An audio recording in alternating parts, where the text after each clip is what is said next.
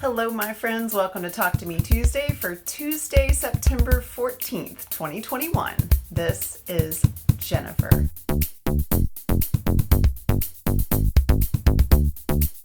We are back in my garage today so I can share a couple things with you. First and foremost, on Thursday last week, I made a little field trip to Grange. It's about 75-ish miles from my house, and went to the Texas Quilt Museum. I met our own Jennifer Rolls, Playful Piecing, and we got to see Michelle's Sapphire Stars quilt in the Texas Quilt Museum. It was part of the Sapphire collection. It was my first time to the museum, despite having been to LaGrange several times, and it was a small display. There weren't that many quilts, but it was still fun to see. It's been a long time since I went to a quilt show of sorts, and it's always there. They have changing displays and whatnot. We did spend a few hours hanging out in LaGrange. We had a little cafe visit, and then we found a gazebo that was full of wasps and ants, but they left us alone. We just hung out and socially distanced and chatted for a while, which was really, really nice. We also visited the quilt store that's next door to the Quilt Museum while we were there, the Quilted Skein, and I picked up some of these beautiful tulas. I've had this fabric in white before, and I've used the heck out of it, so I just picked up some fat quarters. This actually is a little pin I got from the Texas Quilt Museum, and as you can see, I already also got a t-shirt, and I have a magnet that's the same as this that's on my fridge. I also purchased a 16.5 Creative Grids ruler, which unfortunately I got home and it had several cracks in it, and I have emailed the quilt store. I have not heard back yet, so fingers crossed that I hear back from them. If I don't hear back by Friday, I will give them a call. I did quilt and bind a quilt for Sarah here in Austin. It's a quilt top she had made after she started staying with us. She had originally intended to quilt it herself, but she's working full time, and I asked her if she wanted me to finish it up for her because she is moving out in November. And so I did get it finished up for her, and if she wants to show that in a Talk to Me Tuesday, that will be her call because it's her quilt. The reason you find me out here is the other big project I did actually happened yesterday. In 2016, I purchased my Gracie King frame, and the reason I purchased this frame is it is in sections, so you can make it crib size, queen size, or king size. And I wasn't sure at the time if I'd be able to keep it in the garage or if it would live here.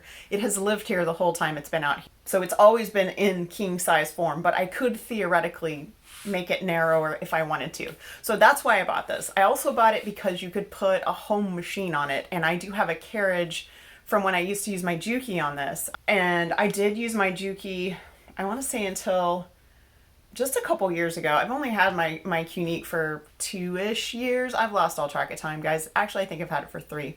I bought it in December of 2018 after Jules and I test drove one of these at Quilt Festival 2018.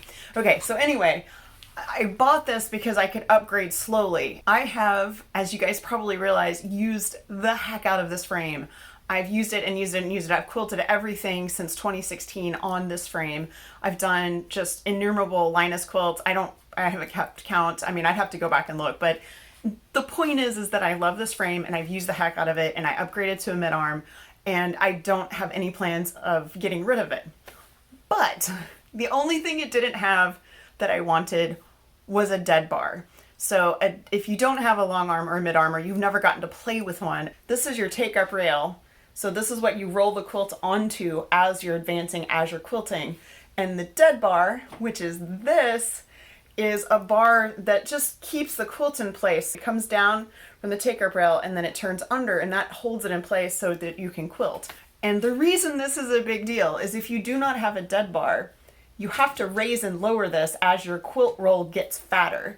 And I have to be honest and say that that's the only thing I didn't like about this frame, is when I would quilt larger quilts, which I did 2 in the last 2 weeks, and that's how this came up, was that I would have to raise and lower each arm on each side of this bar, and it was getting old, guys. I've been doing it since 2016. I was tired of dealing with it, and I was like, there has to be a way to retrofit this with a dead bar. So you've already figured out that I've done it. This is a piece of 1/2-inch copper pipe. I say a piece, it's actually 3 sections of copper pipe that I've joined together with external couplers. Let's see, I'll turn this here. You can see my mess over here just a little bit so I can show you what's going on. So you can see the copper pipe sticking out right there. I drilled a hole in my frame, guys. to put this dead bar in. Now I will say the only thing I regret is the hole is too big, because the original pipe that I bought for the dead bar was way too heavy, and it was bigger, so that's why the hole is so big.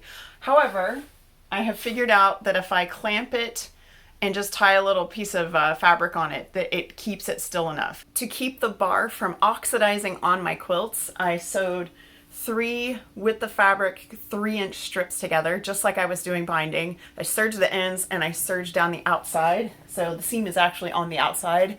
And then I just started at one end and just slid it on. So that is a little fabric sleeve just to keep my quilts from being, you know, oxidized on by a copper pipe. I have not yet tested my dead bar because I just finished it yesterday, and last night at, I don't know, maybe 5:30 p.m. I was putting glue on the pieces of the copper pipe to hold it together, and it has to cure for 24 hours. So I've actually got a hammock. You probably saw over here. Right over here, there's a piece of, there's just a 2.5-inch strip. There's one down there. I've got the weight off the bar so that it will dry as horizontal as possible. So once this is cured, I can play with this and see, make sure my dead bar works. I have used quilt frames with dead bars before because I quilted on numerous frames before I ever got my own, which is why I wanted one so much. I had friends who had them. Linus owns one. I had worked in stores that had them. I had been to quilt shows and tested them, and it's the only thing I didn't have. So now I have a dead bar. I will keep you updated as to how it goes. I'll probably have to tweak it a little to make sure it's just right. But as of right now, I am extremely happy with even the prospect of not having to constantly adjust that take-up rail. I've probably talked enough for today. There's Linus this weekend. I have not actually finished any Linus quilts of my own because we have a bit of a backlog, and I've been working on personal projects, and I decided that was okay since we do have enough quilts for our deliveries this month already, and I will probably get back into the groove next month because, as you can see, I am ready to rock and roll. I did ship the wedding quilt and it was delivered.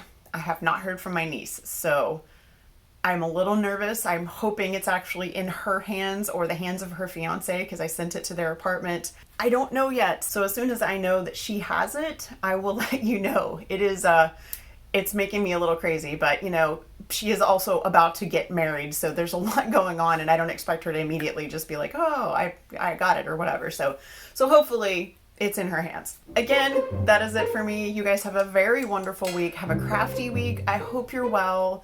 Big virtual hugs, and I will see you guys next week. Bye.